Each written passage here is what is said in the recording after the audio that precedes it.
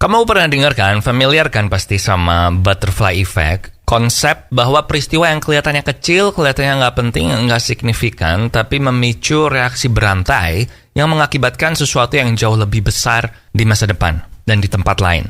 Nah, hal ini diungkapkan pertama kali sama Profesor Meteorologi Edward Lorenz di tahun 1960-an. Contoh paling klasik dari butterfly effect ini adalah seekor kupu-kupu yang mengepakkan sayapnya di Brasil dan ini menyebabkan angin tornado di Texas di Amerika. Nah, teori ini berlaku di banyak aspek kehidupan, tapi sangat relevan dengan sepak bola. Permainan yang selalu dimulai dengan kondisi yang sama, 11 lawan 11, bola dimulai dari tengah lapangan, tapi setiap pertandingan selalu berjalan berbeda. Ini juga berlaku di dunia sepak bola secara luas. Seperti contohnya, Lionel Messi akhirnya menjadi juara dunia. Nah, banyak yang udah bilang kalau teori butterfly effect ini dapat melacak di kasus Messi ya, sampai ke tahun 2020 ketika Bernd Leno, kipernya Arsenal waktu itu, ditabrak oleh Neil Maupay sehingga dia cedera, sehingga kiper cadangan Arsenal waktu itu, Emi Martinez, menjadi kiper utama Arsenal, lalu dipanggil timnas Argentina, dan akhirnya jadi penyelamat Argentina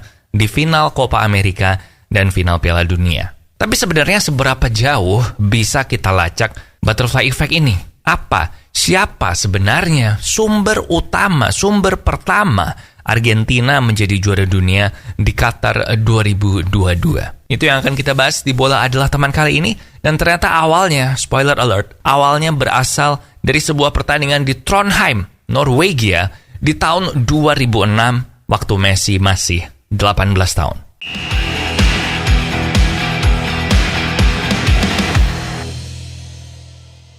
Pada pertandingan Liga Norwegia terakhir di musim 2006, karena Norwegia itu musimnya bukan 2 tahun tapi 1 tahun ya, mirip kayak di Indonesia. Nah, center back Rosenborg, Mika Kopinen, itu menyenggol bola dari tangan kiper lawan untuk menghentikan serangan baliknya mereka. Nah, tapi ternyata wasit nggak lihat, sehingga dari bola lepas itu Rosenborg berhasil mencetak gol untuk memastikan mereka juara Liga Norwegia dan berhak tampil di Liga Champions musim 2007-2008. Nah, di tahun 2007, Rosenborg yang berhasil masuk ke Liga Champions itu satu grup sama Chelsea dan mereka bertemu dengan Chelsea di bulan September tahun 2007. Nah, Mika Kopinen itu berhasil mencetak gol yang membawa Rosenborg unggul sebelum disamakan oleh Andriy Shevchenko dan pertandingan berakhir 1-1. Nah, sayangnya, sebelum melawan Rosenborg ini, Chelsea kalah sama Aston Villa, kemudian seri sama Blackburn 0-0, dan setelah itu seri sama Rosenborg 1-1 ini yang membuat Jose Mourinho pun dipecat 2 hari setelah pertandingan ini.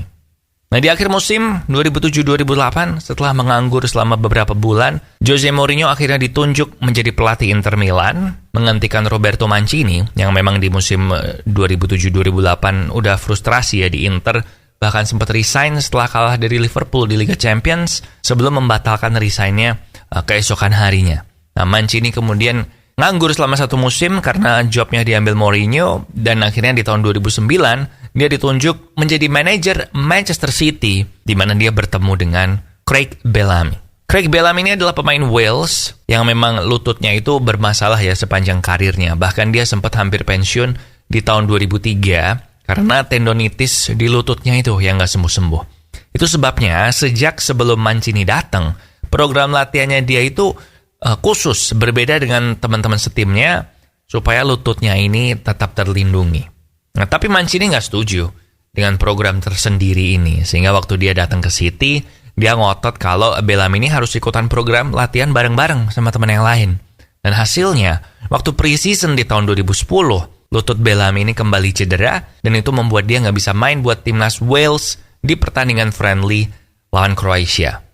Jadi, sebagai penggantinya, Wales memanggil pemain muda yang mainnya bagus di U21, yaitu Hal Robson-Kanu. Oke, sedikit break. Hal Robson-Kanu ini baru bisa main untuk Wales karena sebuah kebetulan. Jadi di tahun 2010 di tempat latihan Reading, klubnya dia waktu itu, pelatih Wales tuh sedang main-main ke situ kan, nemuin temennya dia yang juga pelatihnya Reading, dan dia mendengar bercandaan pemain Reading yang bilang kalau Robson-Kanu itu bisa main buat Wales loh, soalnya dia kalau tiap kali liburan itu sering main ke Wales, padahal dia orang Inggris. Nah, si Robson-Kanu bilang, enggak, gue liburan itu ke Wales karena nenek gue orang Wales. Nah, fakta ini membuat si Hal Robson-Kanu ini tuh eligible atau available buat main di timnas Wales, bisa dinaturalisasi. Dan berhubung Bellamy cedera, akhirnya dia pun dipanggil menggantikan Bellamy dan menjadi pemain kunci timnas Wales sampai 6 tahun kemudian di Euro 2016. Nah, waktu Euro 2016, Robson-Kanu ini tuh nggak punya klub. Dia free agent karena kontraknya dia di Reading habis dan nggak diperpanjang. Dan di Euro 2016, dia tampil bagus, tampil cemerlang, bahkan dia berhasil mencetak salah satu gol timnas Wales paling ikonik di pertandingan melawan Belgia. Nah, berkat penampilannya di Euro ini, dia akhirnya direkrut oleh West Brom atau WBA untuk jadi striker mereka di Championship, satu level di bawah Premier League di Inggris. Nah, di West Brom dia cukup sukses menjadi pemain kunci sampai tibalah di pertandingan FA Cup replay melawan Brighton di musim 2018-2019. Nah, ini udah sampai ke Inggris nih. Ini udah mulai kelihatan nih bakal nyambung kemana kan.